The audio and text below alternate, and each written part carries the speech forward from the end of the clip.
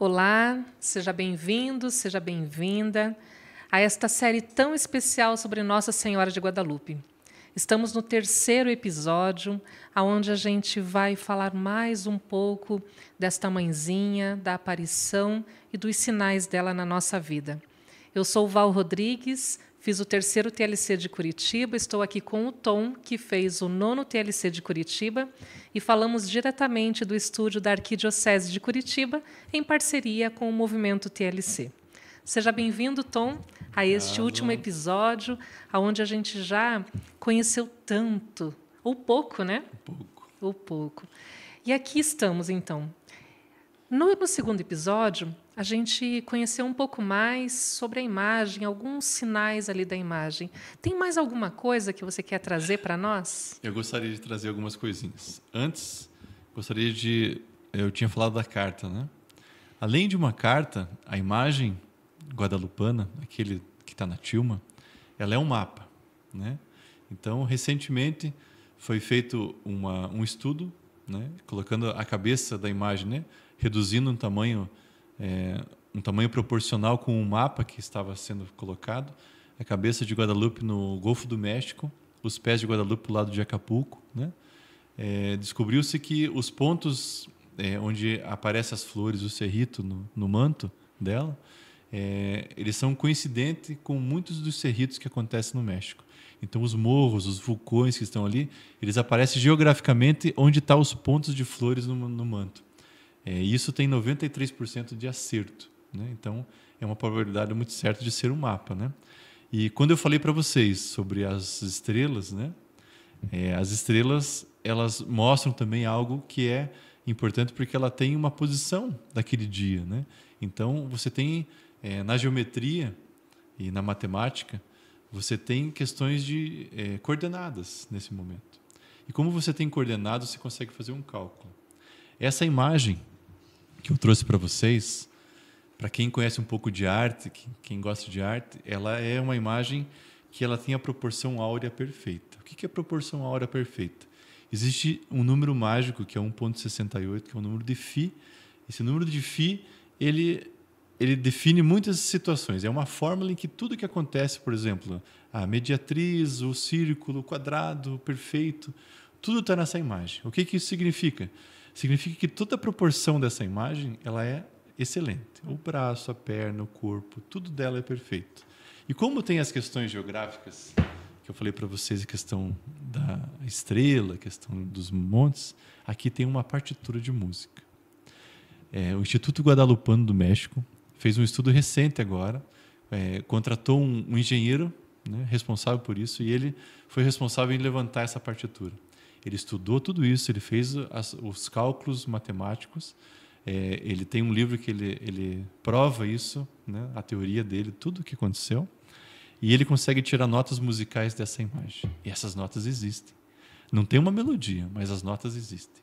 E ao final desse vídeo, nós vamos colocar aí um link aí, acho que o Zé vai colocar para vocês um link dessa música, para que vocês ouçam ela. Eu acho que é muito bacana, ela é provocativa, e no momento que você estiver assim, cansado, um momento triste, eu sugiro que vocês escutem ela, que é muito bacana. Eu vou compartilhar com vocês, vai estar nas redes sociais, vão estar com certeza aí, tá ok? Gostaria de trazer então, já que eu trouxe essa curiosidade, eu queria quebrar algumas questões que eu ouço por aí, né? Tem muito material de Guadalupe, muitos livros escritos por especialistas, por pessoas que foram atrás, porém, às vezes, alguns estudos que estavam, né, sendo publicados na época em que ele escreveu o livro, esses estudos depois caíram, né? Acabaram sendo retirados ou até caíram por terra, porque a teoria era meio ruim.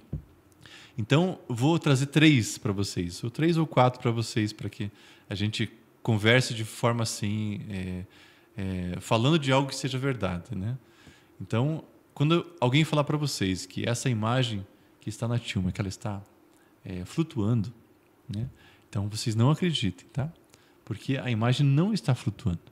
Por que eu digo isso? Lembra quando eu falei para vocês que a tilma ela era toda branquinha, né? Ou meio amareladinha, assim como o saco de sopa de batata? Quando Deus pinta Maria, né, nessa imagem, quando pinta esse quadro, ela torna a tilma que era a menorzinha, a Tilma da base de tudo, aquela que era a mais feinha, ela se transformou na mais bonita de todas. Mais bonita que a do imperador, porque a cor do imperador está nesse local. Então não faz sentido nenhum uma Tilma que era simples, de uma pessoa simples, que foi transformada por Deus em algo especial, né, ser flutuante no pano. Né? Então a imagem recente, que eu compartilho com vocês depois algumas imagens, vocês vão ver que a foto que lá está, ela mostra a frente e a parte de trás. A parte de trás mostra toda a tinta transpassando. Então não está flutuando. Então a imagem não está flutuando. A NASA nunca pôs a mão nessa imagem. Tá? As fotos que foram tiradas por Callaghan Smith, elas são fotos que foram permitidas pela Arquidiocese do México. Foram 40 fotos em que esse estudo que foi feito por eles, todo o estudo por eles, esse estudo não vale, não é cientificamente provado nada. Por quê? Porque o equipamento que eles usaram, a máquina que eles usaram para tirar as fotos infravermelha, ela precisava ser fixada e parada perto de 2 metros da imagem. Eles usaram a imagem no colo. Então, eles tinham que segurar na mão. E é impossível um ser humano segurar uma imagem sem tremer ela. Então, uma câmera.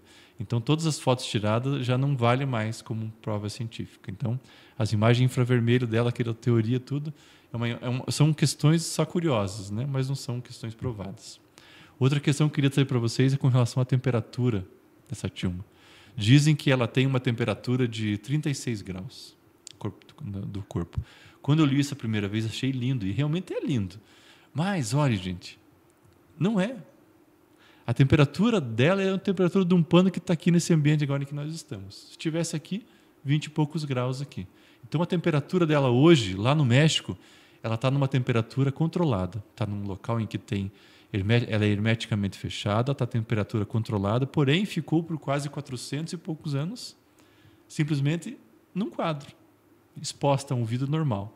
Né? Então, ela já é um milagre só por isso, né? Só por esse fato. E o último que eu quero trazer para vocês com relação a escutar no ventre dela o coração de Jesus. Não é verdade. Tá? Por que eu digo isso? Porque o Monsenhor Eduardo Chaves, que é o postulador da causa guadalupana, inclusive foi um dos responsáveis por levantar os documentos da santidade de Juan Diego, aquele é um processo bem, bem longo, e ele foi um dos caras que foram atrás dos testemunhos.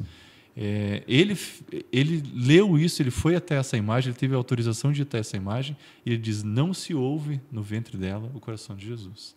Então, essas 3 questões, temperatura, flutuando e coração, não é verdade. Né? Não é verdade. Então, as questões em que não precisa. Aí, outro dia me perguntaram, mas Tom, por que a igreja não permite que hoje, em 2024, pessoas vão lá e estudem essa imagem e que eles tragam provas científicas para que provem para nós que isso é verdade? Eu digo para vocês, não precisa. Não precisa.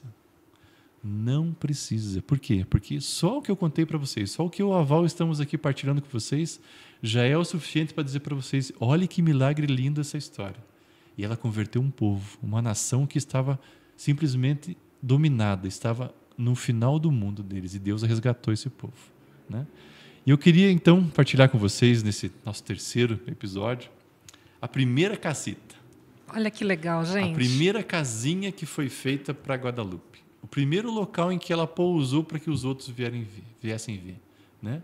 Vejam, ela foi feita em cerca de 2 semanas. Ela foi feita toda à mão pelos indígenas, do jeito que eles construiriam, né? Foi feita por eles. Essa aqui é uma réplica que foi feita recentemente, depois de os arqueólogos encontrarem os restos dela lá no México, no Tepeyac, no local em que aconteceu. Então, eles descobriram como que era, e aqui do lado tem uma casinha, aqui Juan Diego morou, nesse local. E o que o Juan Diego fez, então, para que ele virasse santo, Tom? Bom, ele repetiu a história N vezes. Ele evangelizou pessoas na porta da igreja. O que ele fazia? Ele varria o chão da igreja. Ah, mas... Então ele era um sacristão. Para os astecas, a pessoa que limpava um templo era a pessoa mais digna da sociedade. Então aquele cara com a roupinha branca, que era o cara que era o menorzinho de todos, esse cara se tornou uma pessoa digna, uma pessoa que estava lá, limpando o chão do templo, do local em que ela pediu, da cacita sagrada. Então veja que lindo, né? Nesse local lindo, Maria habitou. E aqui tem uma outra imagem em que aparece ela sem o telhado, em que ela está ali, um local bem simples, né? Acho que combina, né? Muito. Os nativos com ela. Então, essa história tem essa questão, né? Esse nosso protagonista aqui, que teve uma caminhada linda e que eu admiro, esse santo.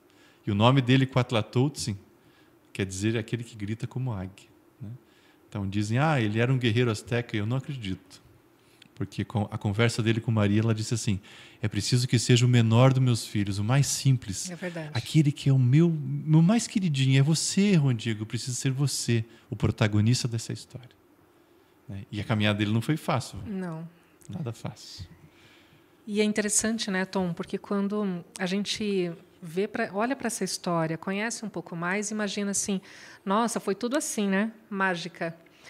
A mãezinha apareceu, o bispo autorizou que fosse feito o templo, e simples assim. Muitas vidas realmente foram transformadas, né? O batismo, conforme você comentou no outro episódio. E aí eu quero retomar essa caminhada.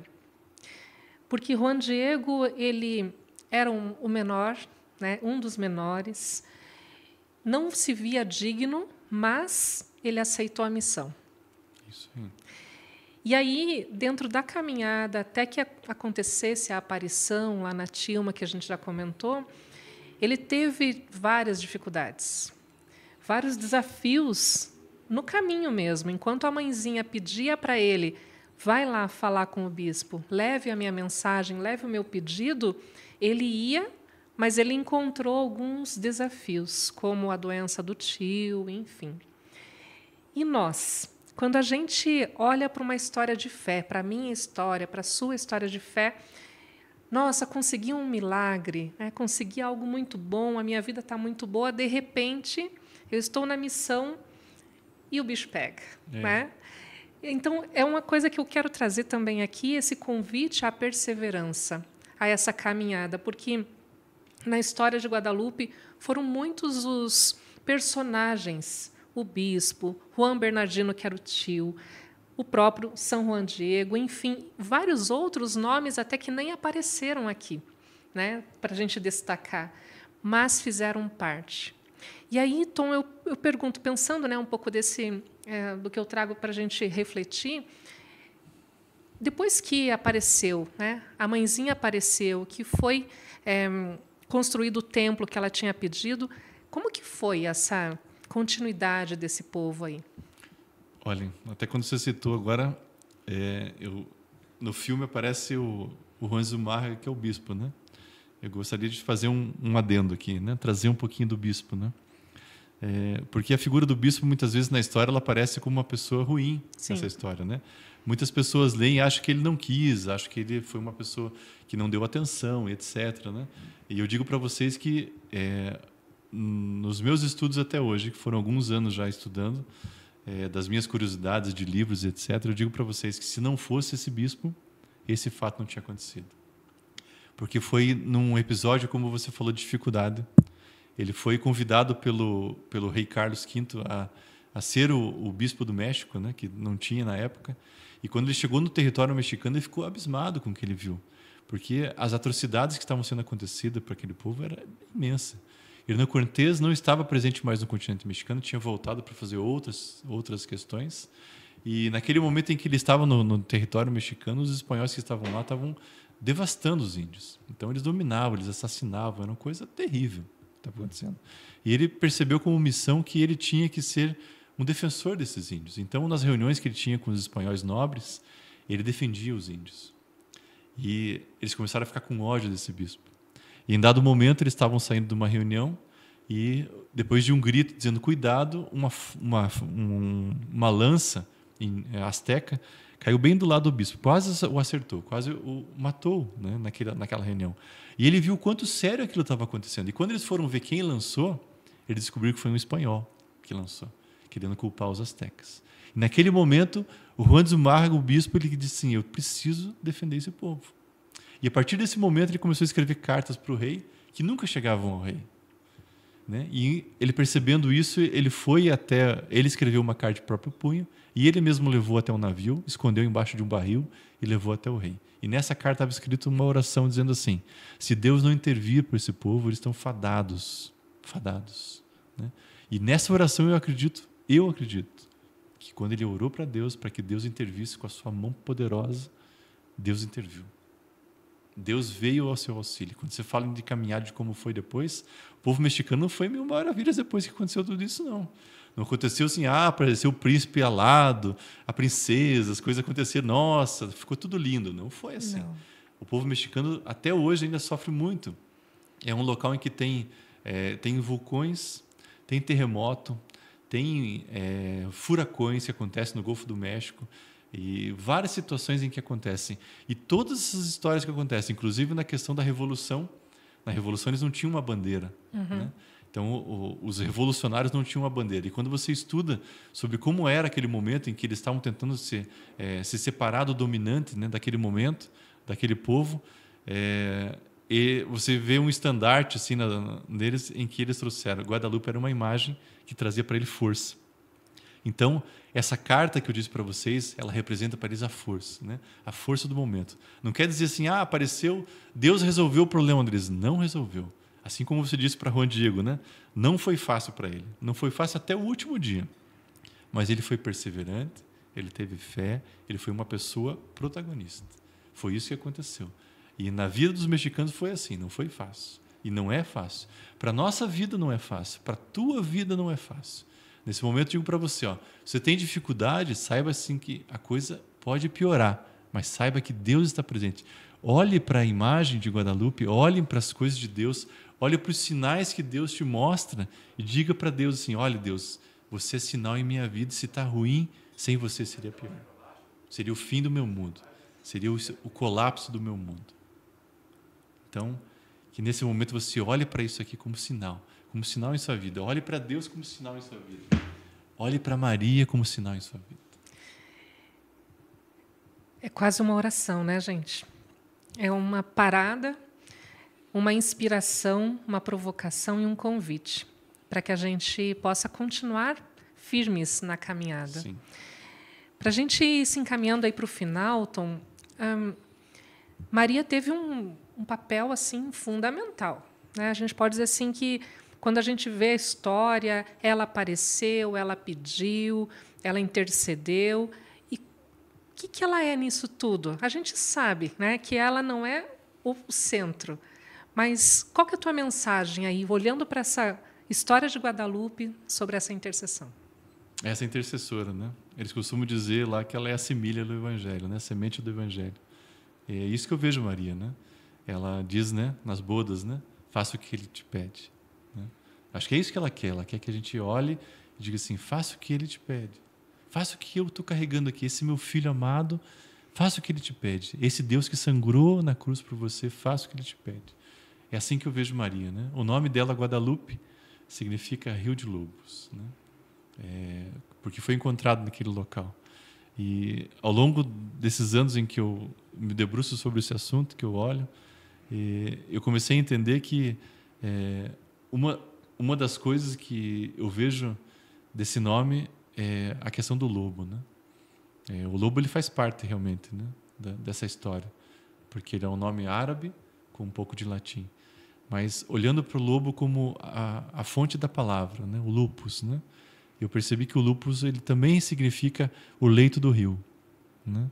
Então, quando eu olho para Maria nessa história, né, na história não só do México, mas na história da evangelização, na história nossa, da história do povo de Deus. O que Maria é? Maria é a condutora da água. Ela não é a água, mas ela conduz a água. Ela é quem está com a água. Ela olha para você assim, olha, esse é o rio que você deve se banhar. Essa é a água da vida. Maria indica o caminho para nós, que a gente deve seguir. E não foi diferente no México. Quando aconteceu as aparições do México, foram mais de 150 mil batismos que aconteceram em poucas semanas. Vocês conseguem imaginar 20 e poucos padres efetuando o batismo de 150 mil pessoas? Dia e noite apareciam pessoas para batizar. Não eram pessoas que queriam se batizar só para ter uma marca. Eram pessoas que queriam fazer parte daquilo, queriam um sacramento inicial da igreja, ao ponto em que a igreja até proibiu de se batizar. E alguns padres, eu li alguns relatos de alguns padres, que eles dizem assim, né? A gente falava para eles assim, olha, hoje não vai ter batismo. E as pessoas que estavam ali com as suas famílias diziam assim, tudo bem, a gente espera. E ficavam acampados para o lado de fora do seminário, né? Durante semanas, durante meses, até que fosse autorizada a batizar. Então Maria, nesse momento, ela é responsável. E quando eu digo para vocês, lá no primeiro episódio, quando eu disse para vocês que eu não entendi o que era ser guadalupano, eu até partilho com as pessoas assim, ser guadalupano é ser íntimo de Maria, né? Ser guadalupano é trazer Maria como a sua madrinha, como madrinha dos seus filhos, como aquela comadre que senta de chinelo na tua casa, que abre a geladeira, que fala as coisas para você na tua cara, aquela pessoa íntima. Quando você trouxer Maria para próximo de você, para que ela entre na sua intimidade, que ela seja próxima da sua família, próxima de você, saiba que aí é o sentido de ser guadalupano. De Maria próxima, Maria que está próxima, Maria presente, Maria minha mãe. Eu posso dizer, mãe, você é minha mãe. E para aquele que não tem mãe hoje, né, aqui nesse plano nosso, que você olhe para Maria como o Juan Diego olhou. Porque quando ele recebeu as primeiras mensagens lá no Tepeyac, que ele escutou a música, que de repente silenciou, em que ele ouviu Maria chamando ele de filho, filhinho, ele sabia que quem chamava era a mãe. E qual era a mãe que chamava? Ele sabia que era a mãe do céu. Então saiba que o chamado de Maria para você que está sofrendo, querendo um colo de mãe, né? Lá no alto da basílica está escrito assim, não sou eu que sou tua mãe, não estou eu aqui, está escrito lá. Ali é o local do colo. É o local que você chega, é o local que você deita. O local do olhar do acolhimento que eu falei para vocês. Isso eu senti lá quando eu estive. Eu também. Né? O sentimento de você estar de joelho no Tepeyac e sentir ser acolhido por ela, ser abraçado por ela, ser acarinhado por ela. Essa é a Maria íntima. Isso é ser guadalupano, de estar próximo de Maria. Muito legal, Tom. Nossa, com esta mensagem do colo de mãe, a gente vai encerrando essa série de 3 episódios lindos, deixando o convite para que você compartilhe, estude mais e siga conosco também, acompanhando mais dessa história. Queremos agradecer à Arquidiocese de Curitiba pela parceria. Um salve a todo o movimento TLC, o qual nós temos Nossa Senhora de Guadalupe como nossa rainha, nossa madrinha, nossa padroeira. E lembrando você que dia 12 de dezembro é o dia dela. Celebremos juntos, não só neste dia, mas cada vez mais conhecendo, entendendo e estando neste colo de mãe, celebre a sua fé, porque ela leva, né, ela conduz essa água e a gente sabe quem é a água viva. Gratidão a todos vocês, gratidão, Tom, Deus te abençoe. Obrigado. A você, a sua família, a todos nós, tudo de bom. Shalom, até mais. Shalom.